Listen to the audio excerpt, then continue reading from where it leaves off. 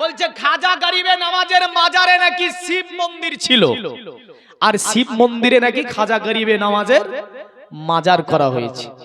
নাউজুবিল্লাহ। এফআইআর দায়ের হয়ে গেল। এফআইআর নিয়ে এনে দিল্লিকে বলল মাটি চেক করা হোক। ওখানকার মাটি চেক করতে গিয়ে একটা মালাই পাবে, বলবে এটাই আমাদের শিবের মাথা। কি বলবে? এটাই আমাদের শিবের মাথা। কারণ এই গণতন্ত্র ধর্ম নিরপেক্ষতা দেশ, যে দেশকে পরিচালনা করেছে মুসলিম ৭৫০ অধিক, জোরে বলেন সুবহানাল্লাহ, ৭৫০ বছর। হ্যাঁ, এই মুসলমান জাতি ঘুমিয়ে আছিস, আজ কোথায় আছিস তুই? ভাবছিস যে আমরা এই করি শান্তি পাবো, পাবি না, আগামী দিন আসছে। কারণ সচেতন হও, ইসলামের সম্মান শিখে নে, ইসলামের আদর্শ আনতে হবে। ইসলামের সভ্যতা যতদিন পর্যন্ত আপনার আমার মধ্যে না আসবে, পিটাই চলবে, বুঝলেন? যেমন চলছে আগামীতে আরো চলবে। বাপ, একটুখানি মনে রাখবেন যে ধর্ম নিরপেক্ষতা দেশে যেখানে মুসলিম রাজত্ব করলো ৭৫০ বছর, ৭৫০ বছরের মধ্যে কোন হিন্দু অত্যাচারিত হয়নি, কোন দলিত অত্যাচারিত হয়নি, কোন আপনার খ্রিস্টান অত্যাচারিত হয়নি, কোন আপনার সম্প্রদায় এমন ভাবে কোন আদিবাসী সমাজ তারাও অত্যাচারিত হয়নি। সকলে কাঁধে কাঁধ মিলিয়ে এই ভারতের জমিনে বসবাস করেছে না করেনি? এই করেছে না করেনি? পাশে মসজিদ, তার পাশে মন্দির, মন্দিরে পূজা হয়েছে, মসজিদে আজান নামাজ হয়েছে, কেউ কারো উপরই বিক্ষোভ দেখায়নি, কেউ কারো প্রতি এফআইআর দায়ের করার ক্ষমতা রাখেনি। আর আজকে এসে বলছে কয় বছরের রাজত্ব, ইতিহাস খুঁজতে গেলে তো দেখা যায় যে কয়েক বছরের রাজত্ব। ইংরেজ দখল করলো, ২০০ বছরের ইতিহাসে আমরা দেখতে পাই সব ইতিহাসগুলি কখনো ইংরেজ শোষণ করলো, শোষণ করে করে করে ১৯৪৭ খ্রিস্টাব্দে দেশকে স্বাধীন করলাম আমরা। স্বাধীন করার পরে ধর্ম নিরপেক্ষতা একটা দেশ, গণতন্ত্র একটা দেশ, যেখানকার দেশের মুসলিম, হিন্দু, দলিত, আদিবাসী, খ্রিস্টান, নাসারা, জৈন, যত জাতি, ধর্ম, বর্ণ নির্বিশেষে সকল জাতি আরামের সঙ্গে ধর্ম করবে, দেশে আরামের সঙ্গে কাঁধে কাঁধ নিয়ে বসবাস করবে, কেউ কারোর সঙ্গে ঝামেলা হবে না। কিন্তু হচ্ছে কেন? আজ হচ্ছে, লজ্জা করা দরকার যে ৭৫০ বছরের মধ্যে তাদের প্রতি অত্যাচার হলো না, অবিচার হলো না, অন্যায় হলো না, জুলুম হলো না।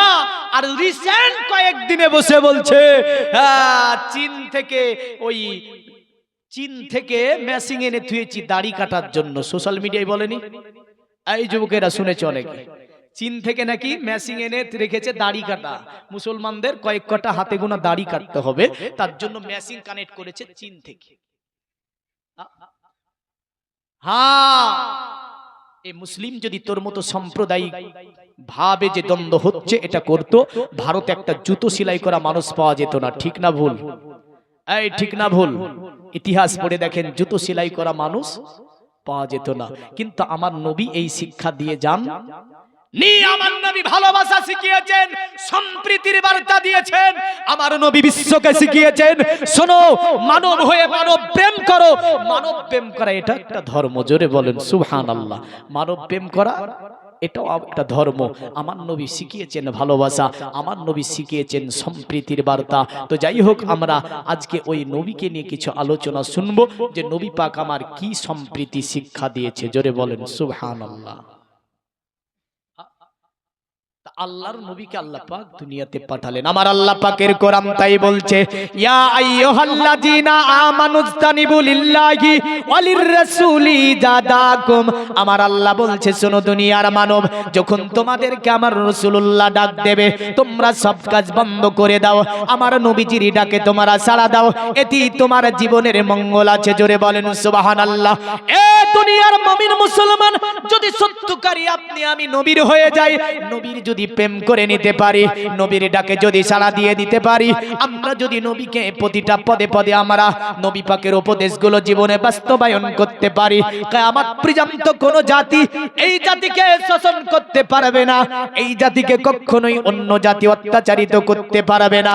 কারণ আজ থেকে 1500 বছর আগে আল্লাহর নবী বলে দিলেন, শোনো আমার সম্প্রদায়, শোনো আমার সম্প্রদায়, আমি নবীজি যা কিছু রেখে গিয়েছি পৃথিবীর জমিনে কোনোটা আমি নিয়ে যাব না, সবগুলো তোমাদের জন্য রেখে যাব। তবে নবী আমার বিদায় হজ্জে কালীন সাফা মারওয়া পাহাড়ের উপর দাঁড়ালেন, দাঁড়ানোর উপর নবী পাক আমার ডাক দিচ্ছে, ইয়া আইয়ুহান নাস, নবী আমার ডাক দিলেন, এ মানব জাতি শোনো, ডানে মানুষ, বামে মানুষ, সামনে মানুষ, পিছনে মানুষ, চতুর্দিকে মানুষ আর মানুষ। আমার নবী বললেন, শোনো মানব জাতি, তোমাদের জন্য আমি কয়েক কটা উপদেশ রেখে যাচ্ছি, এটা জীবনে সর্বময় তোমরা স্মরণ করে চলবে। আল্লাহর নবী ডেকে বলল, শোনো আমার সম্প্রদায়, আমি তোমাদের জন্য প্রথম নম্বরে যেটা হারাম করে যাচ্ছি, নবীজি বললেন ওটা জাহেলিয়াতি প্রথা, সুদকে আমি নবী পাক আমার কদম তলে আমি রহিত করলাম। খাস করে আব্বাস বিন আব্দুল মুতাল্লিবের সুদকে আমি নবীজি আমার কদম তলে আমি পুঁতে দিলাম। জোরে বলেন সুবহানাল্লাহ। আব্বাস সাফা পাহাড়ের নিচে দাঁড়িয়ে ছিল, আমার নবী বলতেছিলেন, শোনো গো, আব্বাস বিন আব্দুল মুতাল্লিবের সুদকে আমি নবীজি আমার কদম তলে আমি পুঁতে দিলাম। আপনার ইনি উঠে গেলেন, যাবার পরে আমার নবীজির হাতটাকে ধরে বলল, ইয়া রাসূলুল্লাহ, ইয়া হাবিবাল্লাহ, ওগো আল্লাহর নবী, আপনি সুদকে মাওকুফ করে দিলেন, আর আমি আব্বাস আরবের বুকে যত আমার আসল টাকাগুলি দেওয়া ছিল সবগুলো আমি মাফ করে দিলাম। জোরে বলেন সুবহানাল্লাহ। আমার নবী বললে, আমার সম্প্রদায় শুনে রেখে দাও, আমি নবীজি তোমাদের কাছে যা নিয়ে এসেছি একটাও নিয়ে যাব না, সবগুলো তোমাদের কাছে রেখে যাব। আমার নবী বলল, শোনো আমার জাতি, আমি তোমাদের জন্য আরো কয়েক কটা জিনিস তোমাদের জন্য বলে যাচ্ছি। জাহেলিয়াতের যত প্রথাগুলি আছে, যেমন করে গানা বাজনা থেকে নিয়ে, তাস খেলা থেকে নিয়ে, জুয়া খেলা থেকে নিয়ে, মদ্যপান করা থেকে নিয়ে, নারী পুরুষ এক জায়গা নারী পুরুষ ভিড়ভাট্টাগোল থেকে নিয়ে, আমার নবীজি বললেন জাহেলিয়াতের সব প্রথাগুলিকে আমি নবীজি আমার কদম তলে আমি নষ্ট করলাম। জোরে বলেন সুবহানাল্লাহ। আমার নবী অতঃপর বলছে, নারী জাতি, পৃথিবীর নারীদেরকে আমার নবী সাফা পাহাড়ের উপর দাঁড়িয়ে বললে, নারী জাতি তোমরা শুনে রেখে দাও, তোমাদেরকে আমি নবীজি উপদেশ দিয়ে যাচ্ছি, খবরদার তোমরা স্বামীর সংসারে যখন থাকবে, তোমার স্বামী যেটা পছন্দ করে না এমন কাজে নারী তুমি করিও না, কারণ যেটা তোমার স্বামী পছন্দ করে না এমন কাজ তুমি করতে যেও না। আল্লাহর নবী বললেন, নারী জাতি তোমরা শুনে রেখে দাও, তবে তোমরা যখন তোমাদের পুরুষের কাছে থাকবে, শুনে রেখে দাও, তোমার পুরুষের বিনা অনুমতিতে তোমাদের বাড়িতে কাউকে তোমরা প্রবেশ করতে দেবে না। যদি তোমার স্বামী যাতে নারাজ হবে এমন কাজও করবে না, আর স্বামীর বিনা অনুমতিতে তোমাদের বাড়িতে কাউকে প্রবেশ করতে দেবে না। জোরে বলেন সুবহানাল্লাহ। আমার নবী অতঃপর বললেন, আমার জাতি, আমার সম্প্রদায়, শোনো, পৃথিবীর জমিনে আমি তোমাদের জন্য সবচেয়ে আমার যেটা বড় মজেজা, এই মজেজাটার নাম হচ্ছে আল কোরআন। এই আল কোরআনকে রেখে গেলাম, তোমরা প্রতিটা পদে আল কোরআনকে অনুসরণ করে চলবে। কিয়ামত পর্যন্ত কোন জাতি তোমাদেরকে অত্যাচারিত করতে পারবে না। জোরে বলবেন না? আর একটু জোরে বলুন সুবহানাল্লাহ। তাহলে নবী কি মানতে বললেন? আল কোরআনের সঙ্গে সর্বময় মোহাব্বত করতে বললেন। আচ্ছা, এখানে যিনারা কোরআন পড়তে জানেন না, মনে মনে বলে নেন তো দেখি যে আমি কোরআন পড়া শিখে নেব। একটু বলেন। শিক্ষা মানুষের জাতির মেরুদণ্ড। যত দেশ উন্নত শিখরে আরোহণ করেছে, মনে রাখবেন, সমস্ত দেশের পিছনে, এই উন্নতর পিছনে যে কারণটা রয়েছে সেটার নাম হচ্ছে শিক্ষা। জোরে বলেন সুবহানাল্লাহ। এই শিক্ষা এমন একটা জিনিস যে নবীজি বললেন, তালাবুল ইলমি ফরিজাতুন আলা কুল্লি মুসলিমিনা ওয়াল মুসলিমাত। প্রতিটা আমার মুসলমান নর এবং নারীর উপরে আমি রাসূলুল্লাহ সাল্লাল্লাহু আলাইহি সাল্লাম ইলম শিক্ষাকে ফরজ করে দিলাম। জোরে বলবেন না? আর একটু জোরে বলবেন না সুবহানাল্লাহ। প্রতিটা জাতির উপরে, এই যে ইলম শিক্ষা নবী ফরজ করলেন, অতঃপর নবী বললেন তোমাদের যদি জ্ঞান অর্জন করতে হয়, সুদূর চীন যদি চলে যেতে হয় চলে যাও, কিন্তু তোমরা অবশ্যই জ্ঞান অর্জন করো। তাহলে আমাদেরকে জ্ঞান অর্জন অবশ্যই করতে হবে। এই জ্ঞান অর্জনে কি আছে দেখেন, এই জ্ঞান অর্জনে কি আছে এই নিয়ে ইনশাআল্লাহ একটুখানি আলোচনাকে আগাবো। জ্ঞান যেহেতু জাতির মেরুদণ্ড, একটা বিষয় ইবলিস বলছে কি জানেন, ইবলিস হাউমাউ হাউমাউ করে কাঁদছে, আর ইবলিসের চালাগুলা বলছে আপনি কাঁদছেন কেন? বলে বলিস না, আজকে আমার বিপদ হয়ে গেছে। বলে কি বিপদ হয়েছে? বলে একজন আমি আলেমের পাল্লায় পড়েছিলাম, জ্ঞানীর পাল্লায় পড়েছিলাম, পড়ে আমার জাল যা ছিল সব ছিঁড়ে শেষ করে ফেলেছে, মানে ওর পরিকল্পনা যা ছিল সব নষ্ট হয়ে গেছে। কেন? এই জ্ঞান কেন অর্জন করতে হবে? এখন একজন আবিদ ব্যক্তি, আবিদ বলতে ওই ব্যক্তিটা বেশি সাধারণ ব্যক্তি, মূর্খ ব্যক্তি, ফজরের সময় মসজিদের দিকে আপনার তাড়াতাড়ি করে গুটি গুটি পায়ে আপনার চলে যাচ্ছে। ইবলিস বলছে তার চেলাদেরকে দেখবি এই ব্যক্তিটা ফজরের নামাজ পড়ে, জোহরের নামাজ পড়ে, আসরের নামাজ পড়ে, মাগরিবের নামাজ পড়ে, জিকির আজকার করে, তাসবিহ তাহলিল করে, কিন্তু আমি ইবলিস আমার এক সেকেন্ডও টাইম লাগবে না আর পুরো ঈমানটাকে বের করে নিতে। চেলারা বলছে কেমন করে বার করবেন? ইবলিস যাবার পরে দাঁড়িয়ে গেল, আর এই মুরব্বী মানুষটা ফজরের সময়তে আপনার মাথায় দিয়েছে, জুব্বা পরে মসজিদের দিকে আপনার রওনা দিয়েছে, কারণ মসজিদে আজান হয়ে গিয়েছে। ইবলিসের মাথায় টুপি, বড় পরেজগার মানুষ সেজে রাস্তার মধ্যে দাঁড়িয়ে সালাম দিল, আসসালামু আলাইকুম। সালামের জবাব আপনার শুনে ফেললো। যখনই সালামের জবাব আপনার দেওয়া হলো, বলছে আপনি কোথায় যাবেন? বলে মসজিদে যাব। কেন তুমি শুনতে পাও না? ফজরের আজান হয়েছে, মসজিদে আমি যাচ্ছি। ইবলিস শয়তান আছে, মাথায় টুপি, মুখে দাড়ি, বড় জুব্বা আছে, বলে শোনো তুমি যেহেতু মসজিদে যাবে, আমার একটা প্রশ্নের জবাব দিয়ে যেতে হবে। বলে কি প্রশ্নের জবাব দিয়ে যেতে হবে? ইবলিস পকেট থেকে একটা ছুঁচ বার করলো, বুঝলেন? ছুঁচ বার করে আপনার ধরেছে, বলে এ আবিদ, এই পরেজগার মানুষ, তুমি কি বলতে পারবে এই যে ছুঁচের মধ্যখানে একটা ছোট্ট ফুটো দেখা যায় না, বলো তো এই ছিদ্র দিয়ে আল্লাহ কি এই দুনিয়াটাকে এপার থেকে ওপারে নিয়ে যেতে পারে? ওই ব্যক্তিটা সাধারণ ব্যক্তি বলছে ছুঁচে তো একটা সামান্য ছোট্টতম ছিদ্র আছে, আর এত বড় দুনিয়া আমার আল্লাহ পাক এপার থেকে ওপারে কেমন করে নিয়ে যেতে পারে? এটা তো সম্ভব নয়। সঙ্গে সঙ্গে বলল যাও, যত পারো নামাজ পড়ো, যত পারো, যত পারিস পড় যা। বলেন নামাজ পড়ে কাজ হবে? আর ওই যে ছোট্ট ছিদ্র দিয়ে দুনিয়া এপার ওপার আল্লাহ নিয়ে যেতে পারে না, পারে না। তো বলছে ছোট্ট ছিদ্র আর এত বড় দুনিয়া কি করে হয়? তো বলল যা নামাজ পড়। এ দুনিয়ার মুমিন মুসলমান, তো ইবলিস বলছে যা, চলে যা। পরদিন এক আলিম সাহেব, এক মৌলভী সাহেব, একজন জ্ঞানী ব্যক্তি ফজরের সময় চলে যাচ্ছে। ইবলিস মাথায় টুপি দিয়েছে, বড় আপনার জানিয়ে আছে, গায়ে জুব্বা আছে, রাস্তার ধারে দাঁড়িয়ে আছে, সালাম দিল, আসসালামু আলাইকুম। জ্ঞানী ব্যক্তি সালামের জবাব দিল, আলাইকুম সালাম। বলে হুজুর কোথায় যাবেন? বলে মসজিদে নামাজে। বলে তাই নাকি? বলে হ্যাঁ। বলে তাই নাকি? বলে হ্যাঁ। বলে একটা প্রশ্নের জবাব দিয়ে যেতে হবে। বলে কি প্রশ্নের জবাব দিতে হবে?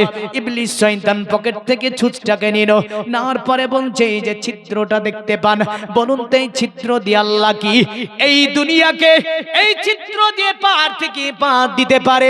সঙ্গে সঙ্গে জ্ঞানী ব্যক্তি বলছে এই রকম দুনিয়া তো দুনিয়া, এরকম 14টা দুনিয়া আমার আল্লাহ একসঙ্গে ইচ্ছা করলে এই ছুঁচের ছিদ্র দিয়ে এপার ওপার করতে পারে। জোরে বলেন সুবহানাল্লাহ। বলছে যান নামাজে চলে যান। চালাদেরকে বলছে দেখলি জ্ঞান যখন মানুষ অর্জন করে, ইবলিস তাকে দেখে ভয় করে।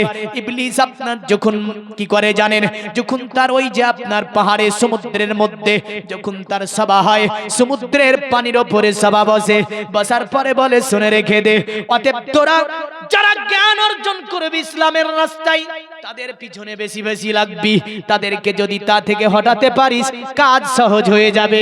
আমি ইবলিস, আমার কাছে সবচেয়ে সহজ হচ্ছে মূর্খ ব্যক্তির ঈমান কাড়িয়ে নেওয়া। তাহলে বোঝা যাচ্ছে জ্ঞান অর্জনে অবশ্যই কাজ আছে।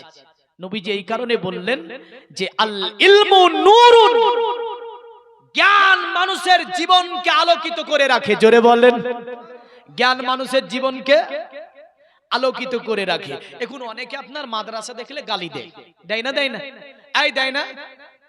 মাদ্রাসা দেখলে গালি দেয়, আবার মাদ্রাসা দেখতে পারে না, আবার মাদ্রাসার ছেলেদেরকেও দেখতে পারে না, মৌলবীদেরকে দেখতে পারে না, মৌলবীদেরকে দেখলে ঘৃণা করে। এমন মানুষ আছে না? নাই? ও কি জানে ওর বাপের বিবাহ পড়িয়েছে কে? যদি মৌলবী না থাকতো জন্ম নিত, নিত। তুই যতই মাদ্রাসাকে ঘৃণা করিস না কেন, নবীজি বলেছেন আল মাদ্রাসাতু বাইতি, মাদ্রাসা হচ্ছে আমার ঘর। জোরে বলেন। আপনাদের বিবাহ পড়িয়েছে কে? এই কে গো? মৌলভী সাহেব না? ও কোথায় পড়েছে, মসজিদে না মাদ্রাসায়? মাদ্রাসায় পড়েছে। বলেন তো আপনাদের গ্রামের বাবার জানাজাকে পড়িয়েছে? মৌলভী সাহেব। বাবার বিবাহ পড়িয়েছে মৌলভী সাহেব, বাবার আপনার জানাজা পড়াচ্ছে মৌলভী সাহেব, বাবার জন্য দোয়া করছে মৌলভী সাহেব। বলেন তো মৌলভী সাহেব জ্ঞান কোথায় পেল? আসমান থেকে নাকি নিয়ে আসলো? না, পৃথিবীর জমিনে এই মৌলভী তৈরি হলো আমার নবীজির ঘর মাদ্রাসা থেকে। যদি মাদ্রাসা বন্ধ হয়ে যায়, খোদার কসম যারা মাদ্রাসাকে ভালোবাসতে পারে না, যারা আমার নবীজির মাদ্রাসা ভালোবাসে না, ওরা আমার নবীকে ভালোবাসতে পারে না। কারণ নবীজি বলেছেন মাদ্রাসা হচ্ছে আমার ঘর। যদি মাদ্রাসাগুলি বন্ধ হয়ে যায়, বিবাহ পড়ানো মানুষ পাবেন না, বাবার জানাজা নামাজ পড়ানো মানুষ পাবেন না, বাবার জন্য দোয়া করা মানুষ পাবেন না, আপনার মেয়েকে জিনে ধরেছে ছুটানোর মানুষ পাবেন না, এমন করে আপনার ছেলেকে নজরদারি হয়েছে তা থেকে ট্রিটমেন্ট দাও পৃথিবীর কোনো ডাক্তার নাই যেটাকে আপনার ট্রিটমেন্ট দিতে পারবে। আপনি কি জানেন মৌলভী সাহেব গুলো তৈরি হয় মাদ্রাসা থেকে? আর এই মৌলভী সাহেব দ্বারা যা কাজ হয় পৃথিবীর কোনো অফিসার আদালত, অফিস আদালত, আপনার স্কুল কলেজ ইউনিভার্সিটি থেকে এই জ্ঞান পাওয়া সম্ভব হবে না যে জ্ঞান আমার রাসূলুল্লাহর মাদ্রাসা থেকে পাওয়া যায়। জোরে বলেন সুবহানাল্লাহ। আল্লাহর নবী মুহাম্মদ সাল্লাল্লাহু আলাইহি ওয়াসাল্লামের যুগে আজ থেকে 1500 বছর আগে বললেন আমার নবীজির যুগে মাদ্রাসার অবস্থা কেমন ছিল। যদি আপনাকে বলি আমার দেশে স্কুল কলেজ ইউনিভার্সিটির অবস্থা, আমরা দেখতে পাই গাছের গাছতলায় বসে পাঠশালা ছিল, গাছতলায় বসে মানুষ শিক্ষা অর্জন করেছে। মানুষ এর আগে আপনার গুরু ধরে আপন আপন গুরুর কাছে গিয়ে শিক্ষা অর্জন করেছে। আমার রাসূলুল্লাহর সময়ে নবীজির মসজিদে নববীর পাশে একটা ছোট্ট আপনার ঘর চালা লাগানো ছিল যাতে আসহাবে সুফফারা থাকতো।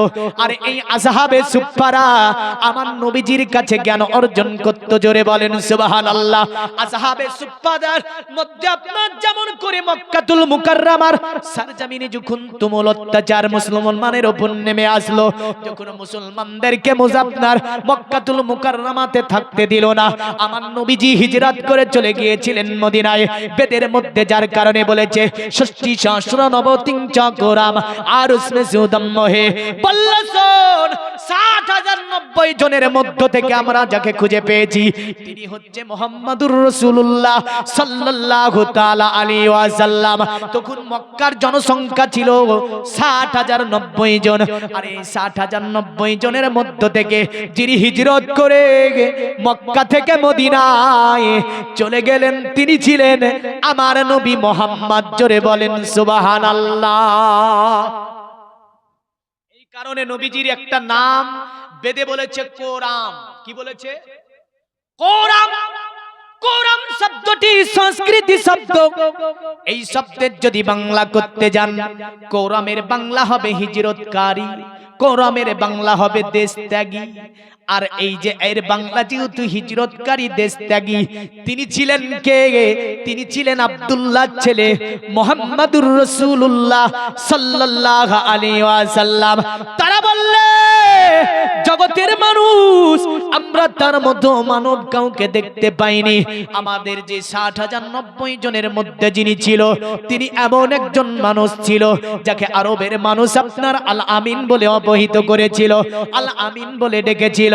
আপনার ওই সময়তে মক্কাতে ব্যাপক অত্যাচার, কারণ নবীজি একটা কথাই বলেছিলেন মক্কাতে, এই মক্কার মানুষেরা তোমরা লা তুজ্জা বালা বাক্কা হানাত মানাত সানাত খানাত জানাত লানাত যত তোমরা মূর্তি তৈরি করে রেখেছো, এগুলোর পূজা করা হবে না, পূজা করতে হবে এক আল্লাহকে।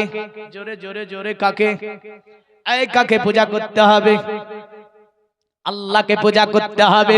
আল্লাহ ছাড়া অন্য কারো পূজা করা যাবে না, আল্লাহ ছাড়া অন্য কারো কাছে মানা যাবে না, আল্লাহ ছাড়া অন্য কারো কাছে মাথা নত করা যাবে না, আল্লাহ ছাড়া অন্য কাউকে সিজদা করা যাবে না। লা ইলাহা, জোরে জোরে জোরে জোরে পড়বেন সকলে, লা ইলাহা ইল্লাল্লাহ, লা ইলাহা ইল্লাল্লাহ। নবীজি বললেন আল্লাহ ছাড়া কোনো ইলাহ নাই, আল্লাহ ছাড়া কোনো মাবুদ নাই, এক আল্লাহকে মানতে হবে, এক আল্লাহর ইবাদত করতে হবে। ওই সময় তারা আপনার নবীজির কথা শুনে, যদিও আমাদের মন্ত্রে আমাদের কিতাবে এটা বলছে, আল্লাহর নবী বলেছেন মান ক্বালা লা ইলাহা ইল্লাল্লাহ ফাদাখালাল জান্নাহ, যারা লা ইলাহা ইল্লাল্লাহ পড়ে নিল ওদেরকে আমার আল্লাহ জান্নাত দান করে দেবে। আরো জোরে নারায়ে তাকবীর। ঘুম পাচ্ছে? ঘুম পাই না, দুই জায়গা হচ্ছে আজকে নাইটি, এখানে দিয়ে দুই জায়গা হলো। তো যদি আপনি ঘুম পান তো আমার তো ঘুম পাওয়ারই কথা। একটু জোরে বলেন তো নারায়ে তাকবীর। আরে শক্তি কে দিয়েছে? বাক কে দিয়েছে? ভয়েস কে দিয়েছে? রিজিক কে দিচ্ছে? আল্লাহ। আল্লাহর নাম নিয়ে যদি আমরা নাম নিতে গিয়ে অনীহা কৃপণতা আসে, যদি আমাদের মধ্যে আল্লাহর নাম নিতে গিয়ে যদি আমরা শক্তি ব্যয় করতে না পারি, তা আল্লাহ খুশি হবে না নারাজ? এই খুশি হবে না নারাজ? জোরে বলুন তো নারায়ে তাকবীর। রাস্তায় যারা আছে ঘুম পাচ্ছে, ঘুম ভাঙাতে পারা যাবে না? জোরে বলবেন নারায়ে রিসালাত। ইয়া রাসূলুল্লাহ মহব্বতে, ইয়া রাসূলুল্লাহ, জোরে বলুন। দুই সাথীকে পাশেতে নিয়ে হাই আরামে আছো নিঝুম নিরালায়, সারা দাও রাসূলুল্লাহ,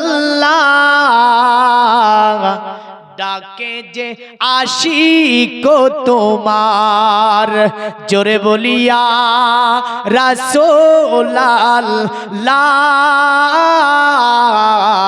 ইয়া হাবিবাল্লাহ, নূরেতে উজ্জ্বল চেহারা তোমার, দেখিলে হারাম দুজখেরই নাম। জোরে বলি, আর একটু জোরে হবে সুবহানাল্লাহ। নূরেতে উজ্জ্বল চেহারা তোমার, দেখিলে হারাম দুজখেরই নাম।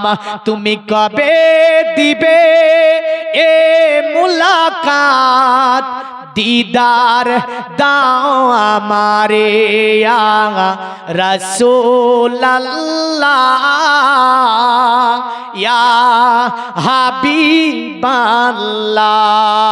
আল্লাহুম্মা